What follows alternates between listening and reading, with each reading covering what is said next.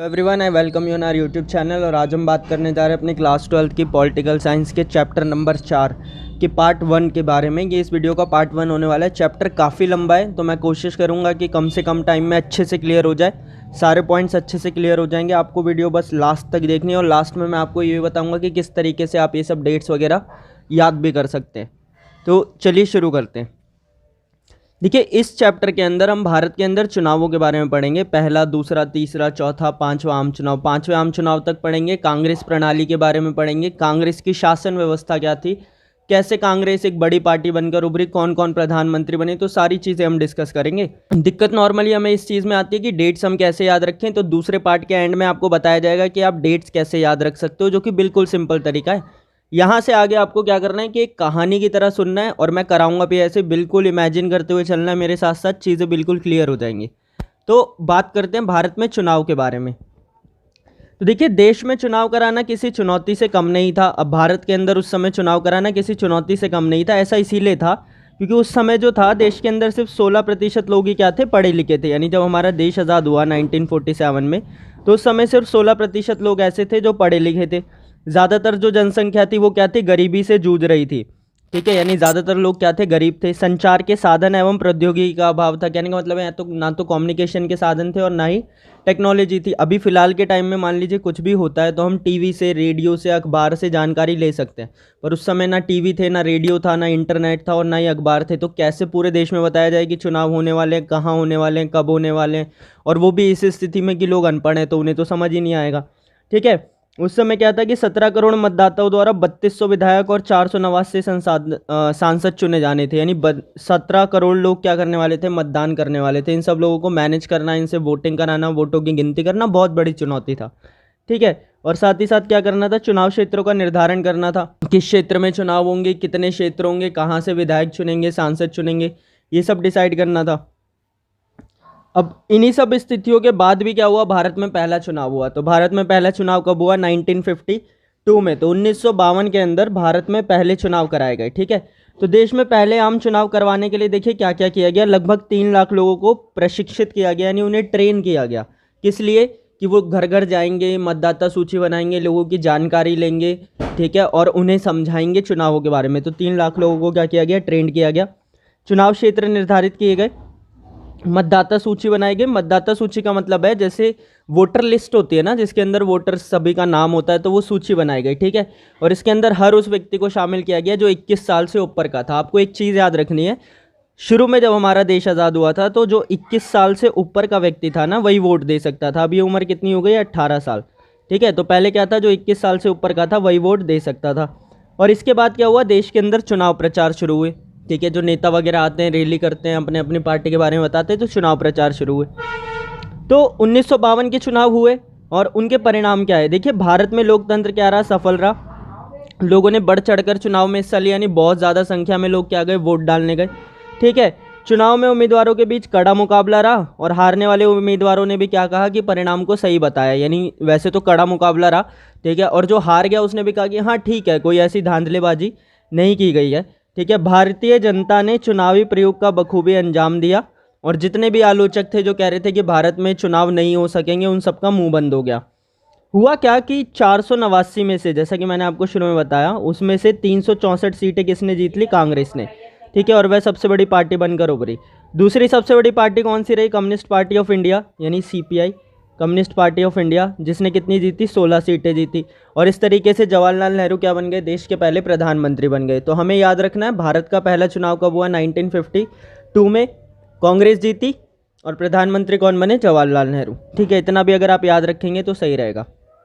इसके बाद हुए दूसरे आम चुनाव, ठीक 5 साल बाद। जैसा कि हमें पता है 5 साल बाद चुनाव होते हैं। तो 1957 में भारत में दूसरे आम चुनाव हुए। इस बार भी स्थिति पिछली बार की तरह ही रही और कांग्रेस ने लगभग सभी जगह आराम से क्या किए, चुनाव जीत लिए। लोकसभा में कांग्रेस को इस बार 371 सीटें मिली, यानी टोटल पहले 364 थी, अब कितनी सीटें मिली, 371। और फिर से जवाहरलाल नेहरू क्या बन गए, देश के प्रधानमंत्री बन गए।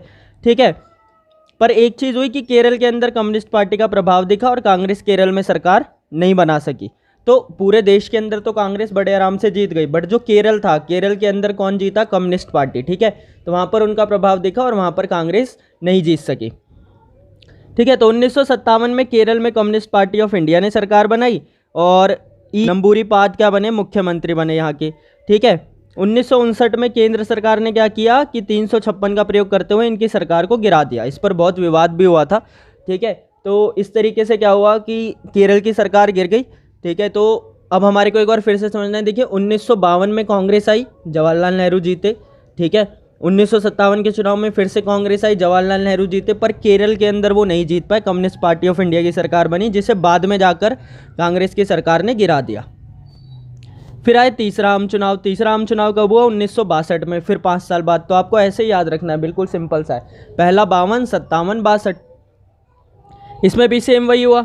ठीक है कि लगभग सभी जगहों पर क्या हुआ, जीत गई कांग्रेस, 361 सीटें जीती और जवाहरलाल नेहरू तीसरी बार प्रधानमंत्री बन गए। यानी पहले के 3 तो सिंपल हैं, 52 से शुरू हुए, 5-5 साल, और हर बार कौन जीता? जवाहरलाल नेहरू। ये तो आपको याद रहने चाहिए।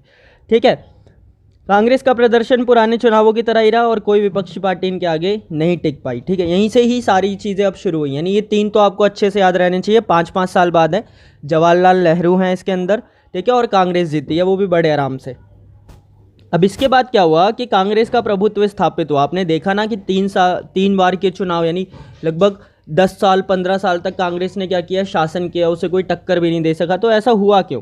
ठीक है। तो हमने देखा कि 1952 के चुनाव में एक तरफ कांग्रेस को 1964 सीटें मिली, वहीं कम्युनिस्ट पार्टी ऑफ इंडिया को सिर्फ 16 सीटें मिली। ठीक है। और इससे ये दर्शाया जाता है कि जो कांग्रेस थी वो इस स्थिति के अंदर थी कि उसके आगे कोई पार्टी नहीं टिक सकती थी। तो ऐसा क्यों हुआ? आखिर क्यों कांग्रेस क्या आई, इतनी बड़ी पार्टी बनकर उभरी? तो इसका सबसे पहला कारण था कि कांग्रेस सबसे बड़ी और सबसे पुरानी पार्टी थी। ठीक है। कांग्रेस एकमात्र ऐसी पार्टी थी जो पूरे देश में फैली हुई थी, वरना कोई भी पार्टी ऐसी नहीं थी जो पूरे देश के अंदर फैली हुई हो। इसे स्वतंत्रता संग्राम की विरासत प्राप्त थी। कहने का मतलब है कि स्वतंत्रता संग्राम के दौरान कांग्रेस के जितने भी बड़े नेता थे उन सब ने भारत को आज़ाद कराया था ना, तो इस वजह से लोगों का प्रेम उनके लिए थोड़ा सा ज़्यादा था। इसके अंदर बड़े बड़े करिश्माई नेता थे, जैसे कि जवाहरलाल नेहरू। ठीक है। और अन्य अन्य तरीके के जितने भी नेता थे वो सब इसी के अंदर थे। और साथ ही साथ सभी वर्गों का समर्थन और सभी विचारधाराओं का समावेश इसके अंदर था, क्योंकि कांग्रेस के अंदर हर विचारधारा के लोग थे। क्योंकि आज़ादी के समय तो एक ही पार्टी थी ना, तो सब इसी में आके शामिल हो जाते थे। ठीक है। तो इसी वजह से हर जगह क्या रही, कांग्रेस सफल रही। इसके प्रभुत्व की प्रकृति क्या थी? ठीक है। प्रभुत्व की प्रकृति का मतलब है कि इसका प्रभुत्व था कैसा, कायम कैसे हुआ। तो हम कंपेयर करते हुए चलेंगे। ठीक है। कैसे? देखिए, ये लोकतांत्रिक परिस्थितियों में स्थापित हुआ। देखिए ऐसा होता है कि कुछ देशों के अंदर तो एक ही पार्टी है। ठीक है। जैसे हम चाइना के बारे में बात करें, वहाँ पर कम्युनिस्ट पार्टी है, तो वहाँ पर वही रहेगी, तो उसका प्रभुत्व तो होना ही होना है। जबकि भारत में क्या हुआ, भारत में बहुत सारी पार्टियाँ थी। ठीक है। तो लोकतांत्रिक स्थिति के अंदर कांग्रेस का क्या हुआ, चुनाव हुआ। ठीक है। तो क्या किया, लोगों ने अपनी मर्जी से चुनकर उसे मौका दिया, क्या करने का, शासन करने का। संविधान में फेरबदल कर उसने प्रभाव कायम नहीं किया। तो ये क्या था, ये अन्य देशों से बिल्कुल अलग था। कैसे? देखिए, जैसे चीन, क्यूबा और सीरिया के संविधान में केवल एक ही पार्टी के शासन की व्यवस्था है, और दूसरी तरफ म्यांमार और बेलारूस में सैन्य शासन की वजह से ऐसा हुआ। जबकि भारत में ऐसा नहीं हुआ। भारत के अंदर क्या था कि लोकतांत्रिक शासन के द्वारा ही कांग्रेस का प्रभुत्व स्थापित हुआ, और ये इसीलिए हुआ क्योंकि कांग्रेस लोकप्रिय थी, वो फेमस थी, तो लोगों ने उसे वोट दिया, वो जीत गई और वो शासन कर रही थी। यानी लोगों ने अपनी मर्जी से उसे इतने सालों तक शासन करने का क्या दिया, मौका दिया। तो ये डिफरेंस था बाकी देशों में कि वहाँ पर एक ही पार्टी की व्यवस्था थी, जबकि भारत के अंदर मल्टी पार्टी सिस्टम था। बहुत सारी पार्टियाँ तो थी, पर यहाँ पर कांग्रेस को मौका दिया किसने, जनता ने खुद, कि तुम आओ और शासन करो, क्योंकि उनके हिसाब से कांग्रेस सबसे बड़ी और सबसे अच्छी पार्टी थी। आगे देखते हैं। अब इसके बाद क्या हुआ, देखिए 1962 के चुनाव तक तो सब सही था, पर इसके बाद क्या हुआ कि जवाहरलाल नेहरू की मृत्यु हो गई। कब? 1964 में, यानी इसके 2 साल बाद। तो 1964 में हार्ट अटैक की वजह से क्या हुआ, जवाहरलाल नेहरू की मृत्यु हो गई। जवाहरलाल नेहरू की मृत्यु के बाद राजनीतिक उत्तराधिकारी की चर्चा शुरू हुई। राजनीतिक उत्तराधिकारी का मतलब कि अब नेहरू के बाद कांग्रेस का नेतृत्व कौन करेगा, यानी प्रधानमंत्री कौन बनेगा। पर इस समस्या को बड़े आराम से सुलझा लिया गया, और सभी बड़े नेताओं ने सलाह मशवरा करके किसे फाइनल किया, लाल बहादुर शास्त्री को। यानी उन्होंने फैसला किया कि अब नेहरू जी के बाद कौन प्रधानमंत्री बनेंगे, लाल बहादुर शास्त्री। तो अब एक बात दिमाग में आती है कि आखिर कौन थे लाल बहादुर शास्त्री। तो लाल बहादुर शास्त्री कांग्रेस के कुछ जाने माने लोकप्रिय नेताओं में से एक थे। नेहरू की सरकार में जब नेहरू प्रधानमंत्री थे, तो उस दौरान क्या थे, लाल बहादुर शास्त्री मंत्री रह चुके थे, और एक बार रेल दुर्घटना की जिम्मेदारी लेते हुए उन्होंने अपने रेल मंत्री के पद से इस्तीफा भी दे दिया था, जो ये दर्शाता था कि वो अपने पद के प्रति कितने जिम्मेदार थे। ठीक है, और इसी वजह से क्या हुआ, लाल बहादुर शास्त्री को प्रधानमंत्री बनाने का प्रस्ताव स्वीकार कर लिया। और इस तरीके से जवाहरलाल नेहरू के बाद कौन आए, लाल बहादुर शास्त्री। अब लाल बहादुर शास्त्री के शासनकाल में क्या हुआ कि देश को दो सबसे बड़ी समस्याओं का सामना करना पड़ा। पहला था खाद्यान्न संकट और दूसरा था पाकिस्तान युद्ध। ये अभी हमने पहले भी डिस्कस किया था दूसरे चैप्टर के अंदर कि खाद्यान्न संकट आया था किसकी वजह से, जो सूखा पड़ा था और साथ ही साथ जो हमारे यहाँ समस्याएं हुई थी, जिसके बाद हरित क्रांति आई थी। तो खाद्यान्न संकट आया 1960 के शुरुआती दशक में, ठीक है। किस वजह से आया कि ठीक से बारिश नहीं हुई, साथ ही साथ देश के कई हिस्सों में सूखा पड़ा और इसका सीधा असर कृषि पर पड़ा। देश में खाद्यान्न संकट की स्थिति उत्पन्न हो गई, जिस वजह से देश में खाद्यान्न उत्पादन बढ़ाना क्या हो गया, ज़रूरी हो गया। फिर हमने पढ़ा था कि सरकार ने प्रयास किया और हरित क्रांति आई। नेक्स्ट क्या था कि 1965 का पाकिस्तान युद्ध भी इन्हीं के दौर में हुआ था, यानी जब ये युद्ध हुआ था तब कौन प्रधानमंत्री थे, लाल बहादुर शास्त्री। तो 1962 में चीन युद्ध के बाद भारत की समस्या खत्म नहीं हुई और 1965 में जल विभाजन की समस्या को लेकर भारत और पाकिस्तान के बीच युद्ध शुरू हो गया। अब इन्हीं दो घटनाओं को देखते हुए लाल बहादुर शास्त्री ने नारा दिया था क्या, जय जवान और जय किसान। क्योंकि खाद्यान्न संकट से निपटने के लिए किसानों की ज़रूरत थी और युद्ध से निपटने के लिए जवानों की, तो इसीलिए उन्होंने नारा दिया था जय जवान जय किसान। ये आपको याद रखना है, किसने नारा दिया था, लाल बहादुर शास्त्री ने। कब दिया था, जब देश के अंदर खाद्यान्न संकट और पाकिस्तान युद्ध चल रहा था। इसके बाद क्या हुआ, इसके बाद देखिए 1965 में भारत पाकिस्तान युद्ध को समाप्त करने और शांति बहाली का समझौता करने के लिए 1966 में, यानी 1965 में जो युद्ध हुआ पाकिस्तान के साथ, उसमें शांति समझौता करने के लिए 1966 में लाल बहादुर शास्त्री कहाँ गए थे, ताशकंद। ताशकंद कहाँ है, उस समय सोवियत संघ में था, ठीक है। तो ये कहाँ गए, ताशकंद गए। और 10 जनवरी 1966 को अचानक से लाल बहादुर शास्त्री का क्या हो गया, देहांत हो गया ताशकंद में, ठीक है। तो उसी चीज़ का समझौता करने के लिए वहाँ गए थे, वहाँ पर इनका क्या हो गया, देहांत हो गया। अब लाल बहादुर शास्त्री की मृत्यु के बाद फिर से एक समस्या आ गई कि अब कौन प्रधानमंत्री बनेगा। जैसे जवाहरलाल नेहरू के बाद कौन बन गया था, लाल बहादुर शास्त्री, तो अब कौन बनेगा। तो अब देखिए अब दो नाम सामने आए। पहले तो कौन थे, इंदिरा गांधी, ठीक है, और दूसरे कौन थे अभी हम आगे देखेंगे। तो इंदिरा गांधी कौन थी, देखिए कांग्रेस की अध्यक्ष रह चुकी थी, ठीक है, जवाहरलाल नेहरू की बेटी थी। और लाल बहादुर शास्त्री जब प्रधानमंत्री थे तो ये मंत्री रह चुकी थी। दूसरी तरफ सामने थे कौन, मोरारजी देसाई। तो मोरारजी देसाई महाराष्ट्र, जो अभी वर्तमान में महाराष्ट्र है, उस समय उसे बम्बई कहा जाता था, उसके मुख्यमंत्री रह चुके थे और ये केंद्र सरकार में मंत्री के पद पर भी रह चुके थे।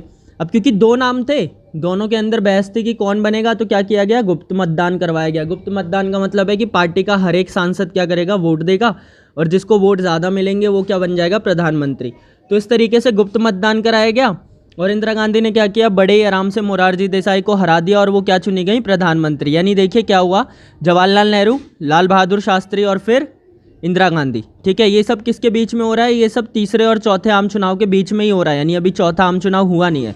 मैं आपको फिर से बता देता हूँ, देखिए पहला आम चुनाव 52, फिर 57, उसके बाद 62, 64 में कौन मर गए, जवाहरलाल नेहरू, और उसके बाद 66 आते आते कौन चले गए, हमारे लाल बहादुर शास्त्री। तो अभी अगला आम चुनाव हुआ नहीं है ना। तो इसके बाद क्या हुआ, इसके बाद एक सवाल खड़ा हुआ कि आखिर इंदिरा गांधी यानी लाल बहादुर शास्त्री के बाद प्रधानमंत्री बन गई इंदिरा गांधी, तो इंदिरा गांधी को चुना क्यों गया। तो इंदिरा गांधी को इसीलिए चुना गया कि देखिए उस समय क्या होता था कि कांग्रेस के अंदर ना कुछ बड़े बड़े नेता होते थे। उन बड़े बड़े नेताओं को कहा जाता था क्या, सिंडिकेट। यानी जैसे जितने भी बड़े बड़े समझदार और एक्सपीरियंस वाले नेता थे, उनके ग्रुप को क्या कहते थे, सिंडिकेट कहते थे। तो सिंडिकेट ने सोचा कि भाई जो इंदिरा गांधी है ना, वो तो एक्सपीरियंस लेस है, यानी उनके पास इतना एक्सपीरियंस नहीं है, तो ऐसे में अगर हम इन्हें प्रधानमंत्री बना देते हैं ना, तो ये हमारी बातें सुनेंगी, ठीक है। और यही सोचकर उन्होंने क्या किया, इंदिरा गांधी का समर्थन किया और उन्हें क्या किया, प्रधानमंत्री बना दिया। इसके बाद क्या हुआ, इसके बाद देखते हैं। इसके बाद हुए 1967 के चुनाव। अब आया चौथा आम चुनाव, फिर से 5 साल बाद, 52, 57, 62 और 67, यानी 52, 57, 62 और 67। तो चौथा आम चुनाव, ठीक है। पहले तीनों में कौन जीता था, जवाहरलाल नेहरू। अब इसमें देखते हैं क्या हुआ। तो भारत में चौथा आम चुनाव 1967 में हुआ। देश की स्थिति पहले से क्या थी, अलग थी और इस बार कांग्रेस के सामने गैर कांग्रेसवाद के रूप में चुनौती आई। तो देखते हैं पहले देश की स्थिति क्या थी। तो देखिए उस समय क्या हुआ था, उस समय तक हम 2 युद्धों का सामना कर चुके थे। जैसा हमने पढ़ रखा है कि चीन से युद्ध हुआ था 1962 में और पाकिस्तान से 1965 में। 2 बड़े नेता मर चुके थे, जैसे जवाहरलाल नेहरू और लाल बहादुर शास्त्री। देश के अंदर आर्थिक समस्या थी, खाद्यान्न संकट था, विदेशी मुद्रा कम हो गई थी। क्यों, क्योंकि युद्ध के अंदर हमने हथियार मंगाए थे दूसरे देशों से। सैन्य खर्चे बढ़ चुके थे युद्ध की वजह से। और अनएक्सपीरियंस जो थे वो कौन थे, प्राइम मिनिस्टर थे, यानी जो इंदिरा गांधी थी वो तो अनुभवहीन थी ना, उनके पास कोई एक्सपीरियंस नहीं था चुनाव का। तो ये सब समस्याएं थी। इसी के साथ साथ क्या हुआ कि देश की खराब स्थिति को देखते हुए और अनुभवहीन नेता होने के कारण विपक्ष ने, यानी जो ओपोजिशन था, उसने सोचा कि भाई ये अच्छा मौका और इस बार हम कांग्रेस को हरा सकते हैं, क्योंकि पिछले 3 चुनाव में तो नहीं हरा पाए, तो इस बार हरा सकते हैं। तो उस समय जो विपक्ष के सबसे बड़े नेता थे, कौन, राम मनोहर लोहिया, उन्होंने क्या किया, उन्होंने कहा कि भाई जो कांग्रेस सरकार है ना वो अलोकतांत्रिक है और गरीबों का विरोध करती है, ठीक है। तो इसी मुद्दे को लेकर उन्होंने क्या किया, चुनाव लड़ा, यानी कि कांग्रेस सरकार को गिराने के लिए उन्होंने कहा कि पहली बात तो ये अलोकतांत्रिक है और साथ ही ये क्या है, गरीबों के हितों के लिए काम नहीं करती। और राम मनोहर लोहिया ने सभी विपक्ष से, यानी जितनी भी पार्टियां थी ना, सबसे एक साथ चुनाव लड़ने को कहा। उन्होंने कहा कि सब साथ में आओ और एक साथ चुनाव लड़ो, और इसे उन्होंने क्या नाम दिया, गैर कांग्रेसवाद। तो अगर आपसे पूछा जाए कि गैर कांग्रेसवाद क्या था, तो आप लिखोगे कि 1967 के चुनाव के दौरान विपक्षी पार्टियों ने एक गुट बनाया था ताकि वो कांग्रेस को हरा सके, उसी को बोला जाता है क्या, गैर कांग्रेसवाद। अब हुआ चौथा आम चुनाव। तो देश में चुनाव हमेशा की तरह आराम से हो गए, पर उसके नतीजों ने सबको चौंका दिया। कांग्रेस को केंद्र और राज्यों में गहरा धक्का लगा। क्यों, जैसा कि होना ही था, तो केंद्र और राज्य दोनों जगह क्या हुआ, उसे गहरा धक्का लगा। कांग्रेस किसी तरह से लोकसभा में सरकार बना गई, यानी केंद्र में उसने सरकार बना ली, पर उसकी सीटें और मत, यानी वोट दोनों ही क्या हो गए, कम हो गए। कांग्रेस के कई बड़े नेता चुनाव हार गए। 9 राज्यों में तो कांग्रेस सरकार ही नहीं बना सकती, 7 राज्यों में कांग्रेस को बहुमत ही नहीं मिला, और 2 राज्यों में दल बदल के कारण कांग्रेस सरकार नहीं बना पाई। दल बदल क्या होता है ये हम इस चैप्टर के लास्ट में डिस्कस करेंगे, और इसी दौरान गठबंधन की परिघटना भी सामने आई, ये भी हम चैप्टर के लास्ट में डिस्कस करेंगे। तो अल्टीमेटली 1967 में भी कांग्रेस किसी तरीके से जीत गई, और फिर से प्रधानमंत्री कौन बनी, इंदिरा गांधी। 52, 57, 62 कांग्रेस जीती, जवाहरलाल नेहरू आए, लाल बहादुर शास्त्री आए, फिर इंदिरा गांधी आई, फिर 1967 के चौथे आम चुनाव में फिर से कौन आया, इंदिरा गांधी, ठीक है। तो ये था आपका अभी तक का चैप्टर। आई होप कि आपको चारों आम चुनाव अच्छे से क्लियर होंगे। इसके बाद हम देखेंगे कांग्रेस का विभाजन कैसे हुआ, 5वां आम चुनाव कैसे हुआ, और कुछ इंपॉर्टेंट चीज़ें, और साथ ही साथ इन डेट्स को याद कैसे करें हम, ठीक है। तो पार्ट 2 को ज़रूर देखिएगा, क्योंकि वो मोस्ट इंपॉर्टेंट होने वाला है। लिंक ऊपर आई बटन, नीचे डिस्क्रिप्शन में हमेशा की तरह मिल जाएगा, नोट्स डिस्क्रिप्शन में आपको मिल ही जाएंगे। अब टेलीग्राम ग्रुप ज्वाइन कर सकते हैं पर्सनल कन्वर्सेशन और इम्पॉर्टेंट क्वेश्चंस के लिए। सब्सक्राइब कीजिए चैनल को ऐसी और वीडियोस के लिए, और एक लाइक ज़रूर छोड़ के जाइए, क्योंकि आपका एक लाइक हमें मोटिवेट करता है ऐसी और वीडियोस बनाने के लिए। Thank you.